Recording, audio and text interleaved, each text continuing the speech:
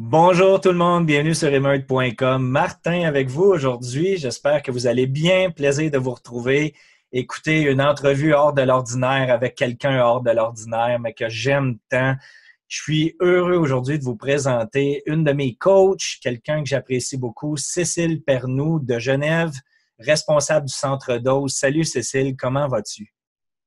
Bonsoir Martin, bonsoir à vous tous. Je suis ravie d'être avec vous ce soir.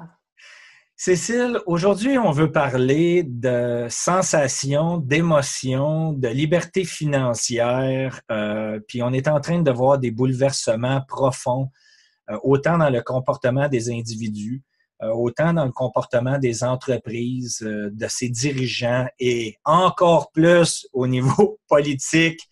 Tu as vu comme moi dans le courant des dernières heures, écoute, la justice française qui exige une analyse psychiatrique de Marine Le Pen pour des commentaires qui ont été faits sur Twitter il y a quelques années en arrière. On couvre maintenant le ridicule, mais il y a quelque chose de scientifique en arrière de ça. Puis avant de pouvoir nous exprimer ça et nous expliquer la théorie en arrière de tout ça, peut-être prendre quelques minutes pour te présenter à nous, en fait. Qui es-tu, Cécile Pernoud? Alors, à la base, j'ai une formation d'économiste en entreprise. Et lorsque je suis devenue jeune cadre dynamique, j'ai remarqué que ce n'était pas aussi sexy, aussi jouissif que ça. Donc, j'ai continué ma recherche personnelle qui m'a amenée au coaching. Et c'est vraiment quand j'ai commencé à accompagner des gens que j'ai vraiment pris goût et ça m'a vraiment parlé au cœur. Et à partir de là, j'ai vu que c'était devenu mon talent de révéler les gens à eux-mêmes. Et je fais cela depuis 2004 et depuis 2012, j'ai ouvert mon cabinet à plein temps. Donc, c'est ta façon à toi de remettre aux autres. Oui, tout à fait. Pour moi, on est tous là pour contribuer à quelque chose, s'entraider. Et donc, je partage ce que je sais. Je transmets des outils pour permettre à la personne de changer concrètement et pour remettre en cause deux croyances par rapport au changement, c'est que c'est long de changer, c'est difficile. Tu as dit un mot ici très pertinent qui m'amène à une réflexion par rapport au mot solidarité. Vu là, les derniers événements que les gouvernements cherchent à mettre en place, on voit leurs décisions qui deviennent de plus en plus ridicules. Hein. Il y a un effet de population. Il y a des gens qui sont en train de faire un éveil, une prise de conscience, qui sont en train d'élever justement leur conscience, à dire, mais merde, écoute, là, vraiment, on est rendu à un point où c'est complètement absurde ce que les décisions, les règlements qui sont mis en place et ainsi de suite. À la base, au niveau scientifique, on parle de taux vibratoire ici, Cécile. Qu'est-ce qui est en train de se produire au niveau de la planète?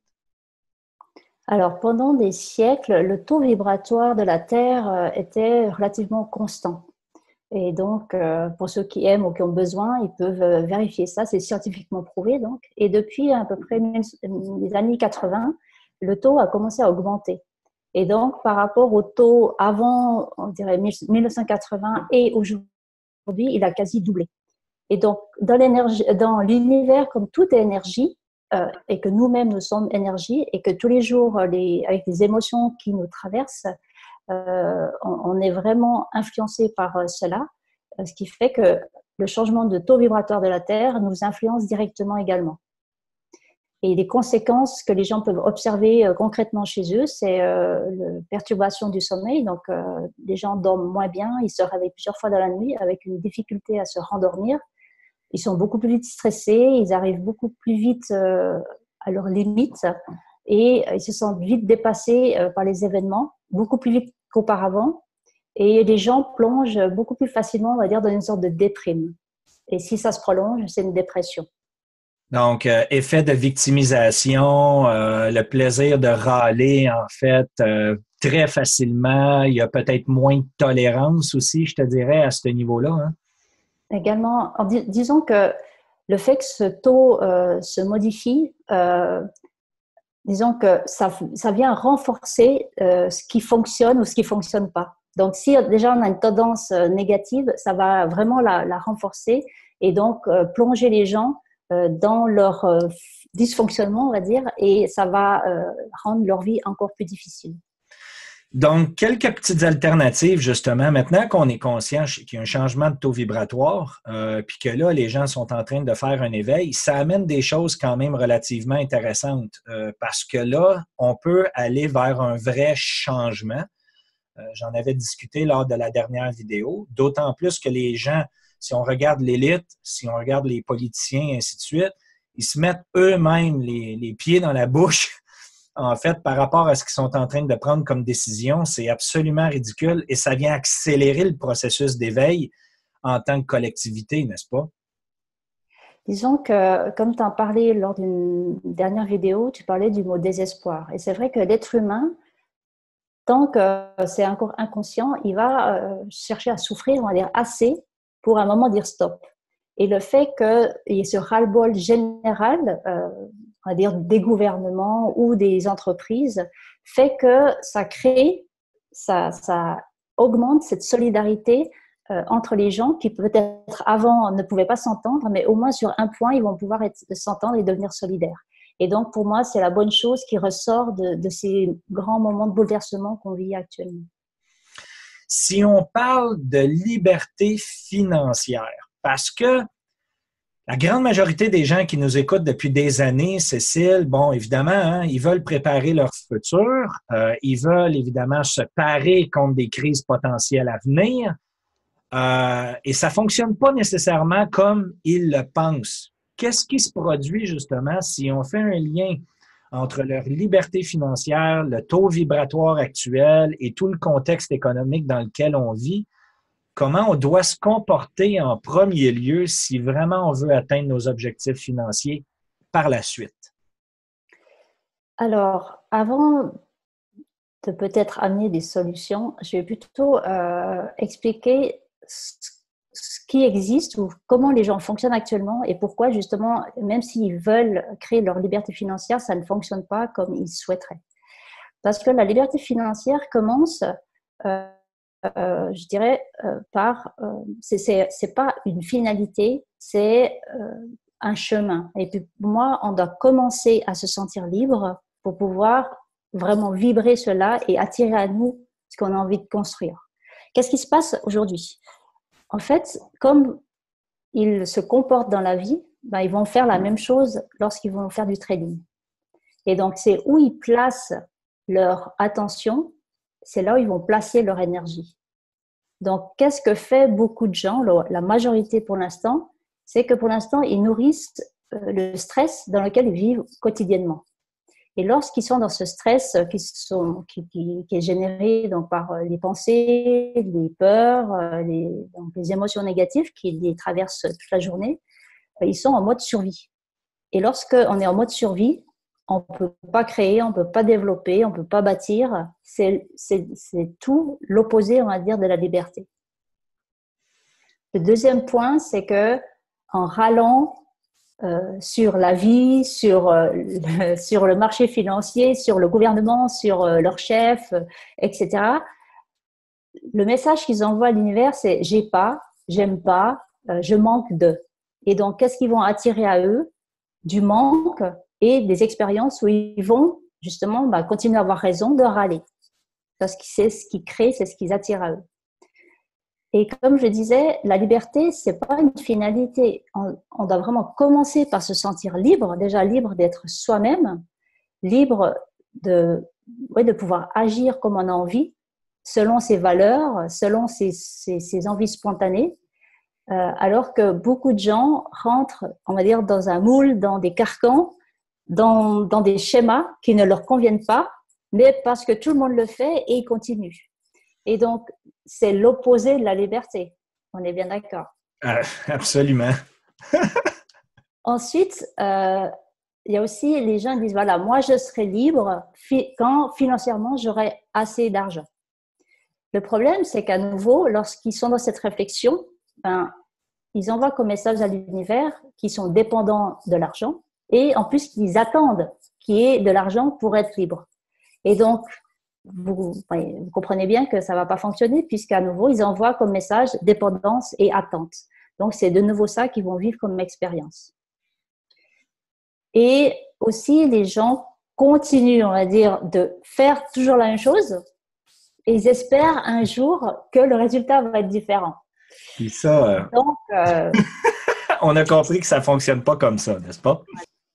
En fait, ça me ramène, Cécile, aussi à un homme que j'ai rencontré il y a quelques années du nom de John Keogh, qui a fait beaucoup d'études. Je pense qu'il a passé une trentaine d'années de sa vie, en fait, à analyser le comportement social des individus, le comportement au niveau mental aussi, pour se rendre compte qu'il y avait un monde intérieur et un monde extérieur et que la grande majorité des gens, parce qu'ils ne prennent pas en charge leur monde intérieur, vivent et réagissent aux phénomènes extérieurs.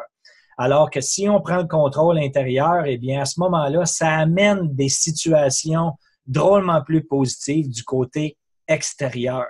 Et c'est là où c'est difficile, beaucoup pour les hommes, je dirais, possiblement un peu plus que pour les femmes aussi de le faire, mais de l'importance de faire une introspection. Et on peut, à travers ça aussi, regarder les nouveaux dirigeants d'entreprise, Cécile, qui travaillent actuellement dans un éveil de conscience ou je dirais dans un niveau de conscience plus élevé que ce qu'on a vu dans le courant des dernières années provenant du secteur bancaire, exemple, et de voir des gens, que ce soit dans la marijuana, que ce soit dans les crypto-monnaies où on voit aussi un niveau d'élévation de la part des dirigeants en place où ils veulent travailler différemment, c'est de travailler avec le système en place pour l'améliorer au lieu de tout détruire et reconstruire. Qu'est-ce qu'on peut regarder? Qu'est-ce qu'on peut comprendre de ce que nous sommes en train de voir à ce niveau-là? moi, je dirais justement que maintenant, il y a une masse critique assez conséquente de gens conscients. Et c'est pour ça que ça donne cette émulation, on va dire, d'énergie positive pour vouloir construire, bâtir et on va dire être solidaire. Donc, c'est pas des individus qui construisent chacun de leur côté, mais ils se mettent ensemble pour créer des projets à dimension internationale. Et c'est vraiment dans le but de redonner la souveraineté aux gens. Et en plus, ils le font en tenant compte des gouvernements actuels. Et c'est ça, je trouve, intelligent, c'est de faire avec ce qui est. Et comme ça, la transition sera beaucoup plus douce et ce sera beaucoup plus facile de faire avec ce qui est que de tout raser et de repartir à zéro. Et si maintenant chaque individu fait la même chose avec on va dire la même approche, dans le sens où dans leur vie, ils font avec ce qui est et ils regardent ce qu'ils peuvent eux faire à leur niveau pour changer, améliorer, plutôt que juste de subir et de râler. Donc, on peut s'inspirer de certaines personnes pour ensuite inspirer d'autres personnes et par le fait même, c'est comme ça que ça devient viral dans un sens positif. Tout à fait. En terminant, peut-être quelques petits trucs. Comment les gens peuvent travailler simplement, donc un outil rigolo, mais qui fonctionne très bien, Cécile, pour justement là, prendre conscience des phénomènes, parce qu'il est important d'abord et avant tout de regarder notre comportement. Et si on veut amener des ajustements à tout ça, un petit truc qu'on peut apporter, ça serait quoi? Alors, comme l'homme aime les challenges, aime la compétition, alors je les mets au défi de ne plus râler pendant 21 jours. Et donc, de porter un élastique ici, en caoutchouc, et lorsqu'ils râlent, en fait, ils se rendent compte qu'ils râlent, ils vont tirer sur l'élastique, ça va faire un petit peu, une petite douleur, mais c'est pour râler, les rappeler justement qu'ils ont râlé. Et chaque fois qu'ils râlent, en contrepartie, ils vont faire ce que moi j'appelle 3 shots de bonheur, c'est-à-dire valoriser 3 choses qu'ils ont dans leur vie devant eux. Et le plus important, c'est pas seulement de le valoriser, mais le ressentir, de ressentir dans justement cette joie ou cette beauté devant eux. Et c'est comme ça qu'ils vont pouvoir changer leur taux vibratoire. Très simple et encore une fois très rigolo, tout en s'amusant, effectivement. Écoutez, Cécile, d'abord, merci pour cette généreuse entrevue de ta part. Je vais mettre l'adresse courriel au bas de l'écran pour les gens qui chercheraient à communiquer avec toi. Donc, tu es sur Genève. Il n'y a aucun souci au niveau de ça. Je peux donner les informations du centre dose. Et je veux te remercier aussi parce que ça fait déjà plus d'1 an que tu travailles avec les abonnés proactifs pour l'éveil communautaire de la meute. Et ça a été un grand plaisir, encore une fois, pour moi aujourd'hui d'avoir une belle entrevue avec toi. Je te laisse le mot de la fin, Cécile. Martin, Eric et Patrick, je les remercie même s'ils ne sont pas là, de m'avoir donné l'espace pour pouvoir contribuer à ma manière parmi la meute. Et je te remercie pour les échanges de ce soir. Un grand plaisir tout le monde. Écoutez, je vous souhaite un bon week-end. Profitez-en bien, puis on se revoit sur une vidéo prochaine. Salut, à bientôt.